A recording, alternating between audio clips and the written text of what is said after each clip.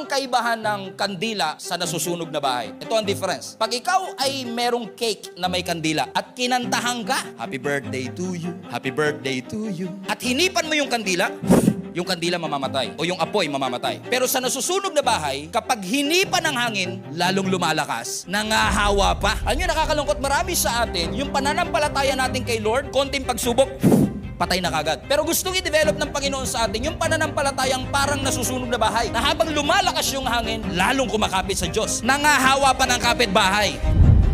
Naalala niyo sa Matthew chapter 7, nagbigay ang ating Panginoon ng isang parabola. Kung saan sabi ng Bible, meron daw dalawang tao na nagtayo ng kanilang bahay. Yung isang tao nagtayo siya, ang naging foundation niya sa buhangin, at yung isa naman nasa bato. Sabi ng Bible, nung dumating daw yung pagsubok at bagyo, Matthew 7 niya kung gusto niyo tingnan. Nung dumating yung waves, nung dumating yung storm, sabi ng Bible, yung nakatayo sa buhangin, bumagsak. Pero yung nakatayo sa bato, hindi natinag, nanatiling nakatayo. Bakit? At sabi nga ng scripture, yung mga tao na nakikinig ng kanyang salita at ina-apply ay parang tao na nagtatayo ng kanyang bahay sa batuhan. Bakit? Yung bato symbolizes Jesus Christ because the Bible says Jesus is the rock of our salvation, and the moment that you put Jesus as your foundation, the cornerstone of your life, walang challenge, walang storm, walang difficulty na mas malakas pa sa kakayanan ng Diyos sa iyong buhay.